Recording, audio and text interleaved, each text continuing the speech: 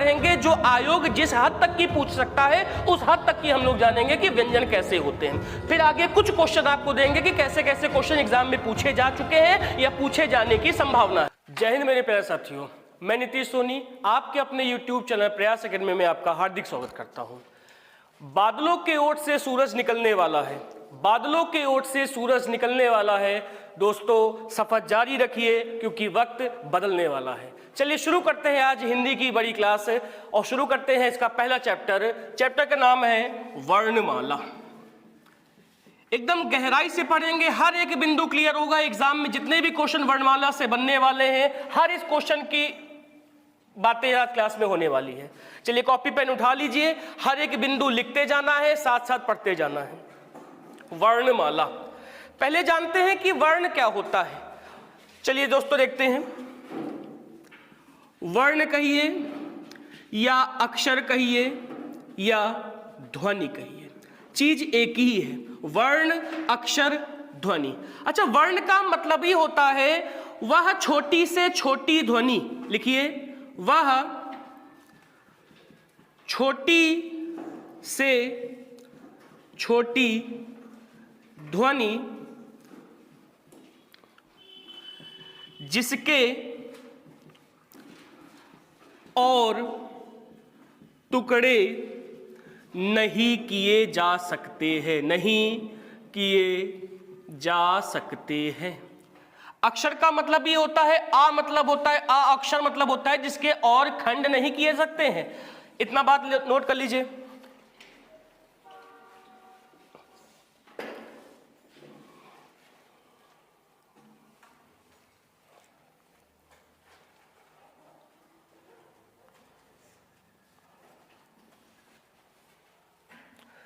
चलिए दोस्तों, ध्वनि लिखा है, ध्वनि का मतलब होता है, लिखिएगा, उच्चारण की दृष्टि से भाषा की सबसे छोटी एवं प्राथमिक इकाई। लिखिए, उच्चारण की दृष्टि से भाषा की सबसे छोटी व प्राथमिक इकाई को हम ध्वनि कहते हैं। उच्चारण की दृष्टि से भाषा की सबसे छोटी एवं प्राथमिक इकाई को ध्वनि कहते हैं और इसी का लिखित रूप ही हम क्या कहते हैं, वर्ण कहते हैं या अक्षर कहते हैं। लिखित रूप को वर्ण या अक्षर कहते हैं, लिखित रूप को वर्ण या अक्षर कहते हैं, वर्ण या अक्षर कहते हैं। चलिए दोस्तों, जैसे हमने बोला आ, ये बात आपने सुनी, आपके कानों तक बात पहुंची, ये मौखिक हमने बोला, पर आपने लिखना नहीं जाना। जब हमने इसको लिखा तभी ये क्या कहलाया, वर्ण कहलाया या अक्षर कहलाया। अगर आप उसको कोई बात सुन रहे हैं तो वो सिर्फ ध्वनि है और इसको लिख रहे हैं, लिखित रूप है। इस लिखित रूप को ही हम लोग क्या कहते हैं, वर्ण कहते हैं और अक्षर कहते हैं। हम फिर से बताते हैं, वर्ण या अक्षर सबसे भाषा की सबसे छोटी व प्राथमिक इकाई होती है। इसके प्रायः और टुकड़े नहीं हो सकते या अखंडनीय है, इसके खंड नहीं किए जा सकते हैं। चलिए ठीक है। वर्ण दो प्रकार के होते हैं, पहला होता है स्वर और दूसरा होता है व्यंजन। अब जानते हैं स्वर क्या होता है और व्यंजन क्या होता है। अच्छा, इनका नाम अगर सुना हो तो लिखिएगा, श्री कामता प्रसाद गुरु। इनके अनुसार स्वरों की संख्या केवल 10 मानी गई है, स्वरों की संख्या केवल 10 मानी गई है। पर वास्तव में आज हम लोग किसी भी किताब में पढ़ते हैं स्वरों की संख्या कुल कितनी मानी जाती है, 11 मानते हैं। अच्छा, इन्होंने किस स्वर को मान्यता नहीं दी थी, इन्होंने री स्वर को मान्यता नहीं दी थी। क्यों नहीं दी थी? इनके अनुसार इस री में रा और ई दोनों है, मतलब इनके अनुसार रा व्यंजन भी है और ई स्वर भी इसके अंतर्गत है। इसीलिए श्री कामता प्रसाद गुरु री को स्वर नहीं मानते थे। पर वर्तमान में स्वरों की संख्या 11 है और 11 कौन कौन से हैं जरा देखिएगा। आ, बड़ा आ, छोटी ई, बड़ी ई, छोटा ऊ, बड़ा ऊ, ए, ओ, औ और री। इसको नोट कर लीजिएगा, ये टोटल 11 स्वर हैं, नोट करिए। अच्छा बच्चों, व्यंजन कितने होते हैं? व्यंजन होते हैं कितने? 33। अगर वर्णमाला में बात करें जाए, वर्णमाला में कुल कितने वर्ण होते हैं? वर्णमाला में कुल वर्णों की संख्या कितनी होती है? 52 होती है। 52 कैसे होते हैं? 11 स्वर होते हैं, 33 व्यंजन होते हैं, 4 संयुक्त व्यंजन होते हैं, 2 अयोगवाह होते हैं और 2 उच्छिष्ट व्यंजन मिलके हमारे 52 वर्णमाला बनते हैं। ये 11 हमारे क्या है? स्वर हैं। 33 क्या है? व्यंजन है। 4 हमारे संयुक्त व्यंजन हैं और 2 हमारे अयोगवाह हैं और 2 हमारे उच्छिष्ट व्यंजन हैं। बात समझ में आ रही है? इन्हीं को मिलाकर हम लोग 52 वर्णमाला गिनते हैं।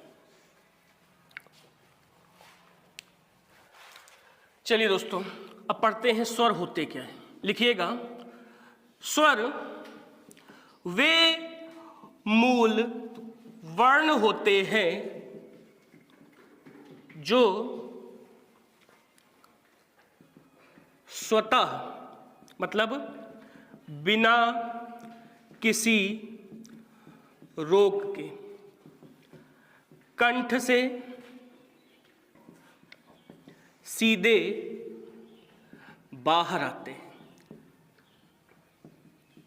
सीधे बाहर आते हैं।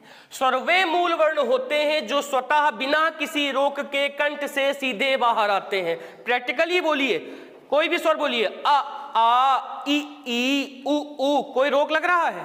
तुरंत बोलने में कोई रोक लग रहा है? तुरंत बाहर आ रहे हैं, इसी को कहते हैं हम स्वर। और पहला प्रकार लिखिएगा, उत्पत्ति के आधार पर। उत्पत्ति के आधार पर स्वरों के 2 पार्ट होते हैं। पहला होता है लघु स्वर, या इसको कह सकते हैं ह्रस्व स्वर, या इसको कह सकते हैं एक मात्रिक स्वर, या इसको कह सकते हैं मूल स्वर। और इनकी गिनती कितनी होती है? 4 होती है। कौन कौन से 4 होते हैं? छोटा आ, छोटी ई, छोटा ऊ और री। छोटा आ, छोटी ई, छोटा ऊ और री। और दूसरा होता है दीर्घ स्वर या गुरु स्वर या संधि स्वर या द्विमात्रिक स्वर, जिसमें लघु स्वर से ज्यादा समय लगता है। और ये कौन कौन से होता है? ये कुल कितनी होती संख्या? 7 होती है। बड़ा आ, बड़ी ई, बड़ा ऊ, ए, ऐ, ओ, औ, 1 2 3 4 5 6 7। ये हमारे कौन से हैं? दीर्घ स्वर या गुरु स्वर या संधि स्वर, द्विमात्रिक स्वर। नोट कर लीजिए। इसके भी 2 भाग होते हैं। एक होता है मूल दीर्घ स्वर और दूसरा होता है संयुक्त दीर्घ स्वर। मूल दीर्घ में कौन कौन से होते हैं? देखिएगा, बड़ा आ, बड़ी ई, बड़ा ऊ। अच्छा, बड़ा आ किससे बना है? अच्छा, मूल दीर्घ को ये भी कहते हैं सजातीय स्वर। ये भी क्वेश्चन एग्जाम में पूछा जा चुका है, सजातीय स्वर। और इसको कहते हैं विजातीय स्वर। मतलब इसमें सेम जाति के होते हैं, इसमें डिफरेंट जाति के स्वर होते हैं, तब जाके मिलते हैं। इधर देखिए, बड़ा आ किससे बना है? सेम जाति के स्वर से, आ और आ से बना है। ई किससे बना है? ई प्लस ई से बना है। और ऊ किससे बना है? ऊ प्लस ऊ से बना है। और यहां पर कौन कौन से हो जाएंगे? ए, ऐ, ओ और औ। ए किससे बना है? डिफरेंट जाति के आ जाएंगे, आ प्लस ई से आ जाएंगे। ऐ किससे बना है? आ प्लस ए से बना है। ओ किससे बना है? आ प्लस ऊ से बना है। और ओ किससे बना है? आ प्लस ओ से बना है।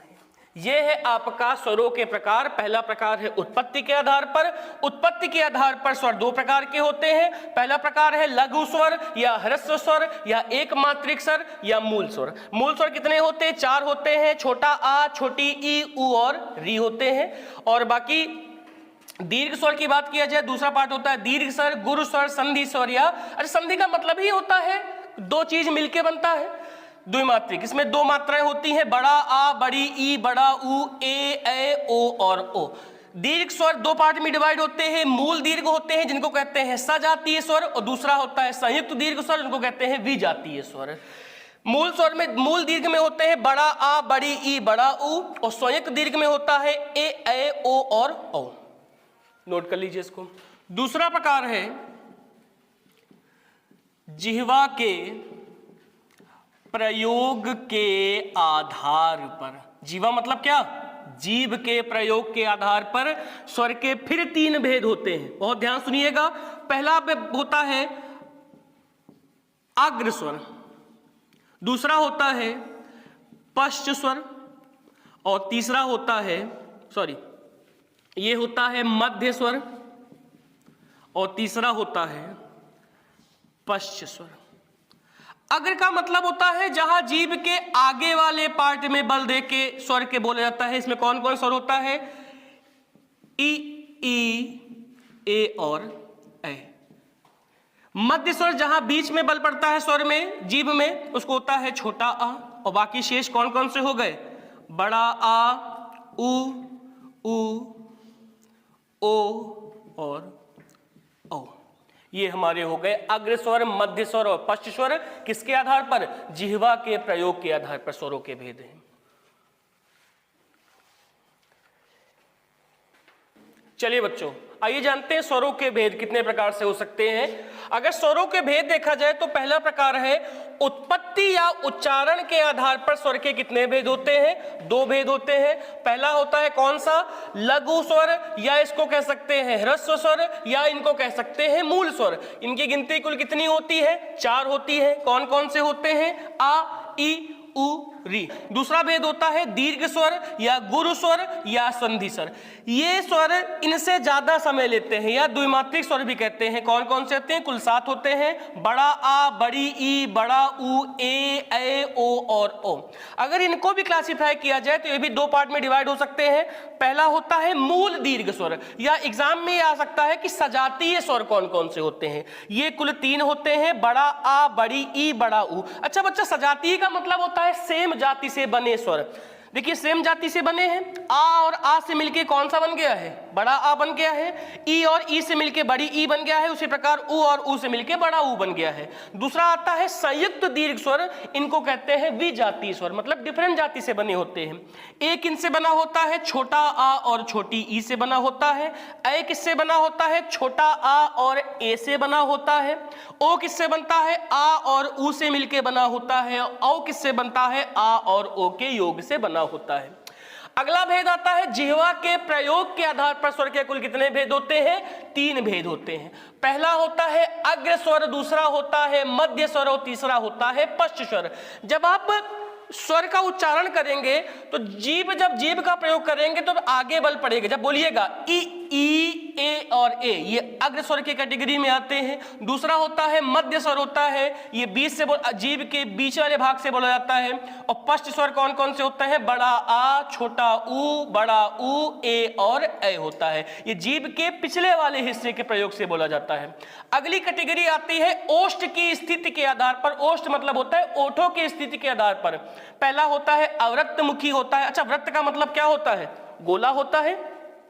जिन स्वरों का उच्चारण करने में आपके ओठ गोलाकार नहीं होते हैं वो होते हैं अवृत्त मुखी स्वर। जैसे ई, ए, और आ।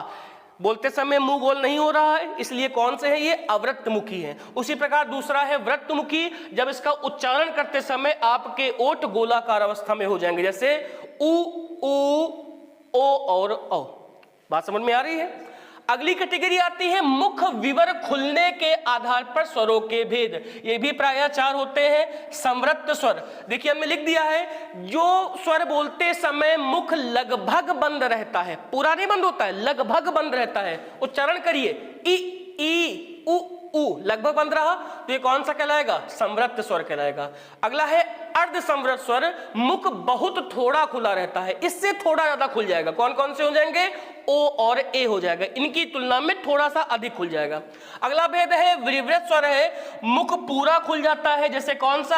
आ, बड़ा आ, मुख खुला है कि नहीं खुला है। और इसका चौथा भेद है अर्ध विवृत स्वर, आधा मुख खुलता है। आ, ऐ और औ। ये है आपका पूरा स्वरों के भेद हैं, किन किन आधार पे क्वेश्चन पूछे जा सकते हैं। अभी हमने बताया स्वर कितने होते हैं, 11 होते हैं। श्री कामता प्रसाद गुरु के अनुसार स्वरों के भेद कुल कितने थे, 10 थे। उन्होंने किसको स्वर नहीं माना था, री को स्वर नहीं माना था। क्यों नहीं माना था, उनके अनुसार री में स्वर और व्यंजन दोनों का योग हो रहा है, परंतु कई लेखक अंग और आहा को भी स्वर मान के इनकी गणना कितने कर देते हैं, 13 कर देते हैं। पर ये अंग और आहा ना तो स्वर है ना ही व्यंजन है, इसलिए इनको अलग कैटेगरी में रखा जाता है और इनको क्या कहते हैं, अयोगवाह। प्रश्न ये आ चुका है कि अयोगवाह नाम अंग और आहा को किसने दिया है, तो ये प्रश्न जरूर लिख लीजिएगा।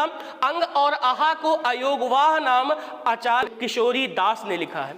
अंग को क्या कहते हैं, इसको क्या कहेंगे, ये कौन सी मात्रा है, अनुनासिक है, और आहा क्या होता है, ये विसर्ग है। इन दोनों को ही अयोगवाह किसने कहा है, किसने संज्ञा दी है, किसने नाम दिया है, आचार्य किशोरी दास जी ने इनको अयोगवाह की संज्ञा दी है। ठीक है, ये था आपका पूरा स्वर हो गया है। वर्ण के बारे में बता दिया है, वर्ण ध्वनि और अक्षर सब कुछ समान होता है। ध्वनि श्रुत होती है, मौखिक होती है, उसी का लिखित रूप ही हमारा वर्ण और अक्षर होता है। वर्ण अक्षर अखंडनीय होता है, भाषा की सबसे छोटी और प्राथमिक इकाई हमारी वर्ण या ध्वनि कहलाती है। लिखित रूप वर्ण होता है, मौखिक रूप ध्वनि होती है। ठीक, अगली क्लास में हम इसका सेकंड पार्ट पढ़ते हैं, वर्ण का दूसरा पार्ट पढ़ते हैं व्यंजन। व्यंजन को भी इसी आधार पर हम लोग जैसे स्वर को बांटे हैं, व्यंजन को भी बांटेंगे और हर एक पहलू पढ़ेंगे जो आयोग जिस हद तक की पूछ सकता है उस हद तक की हम लोग जानेंगे कि व्यंजन कैसे होते हैं। फिर आगे कुछ क्वेश्चन आपको देंगे कि कैसे कैसे क्वेश्चन एग्जाम में पूछे जा चुके हैं या पूछे जाने की संभावना है। चलिए मिलते हैं अगली क्लास में। जय हिंद दोस्तों।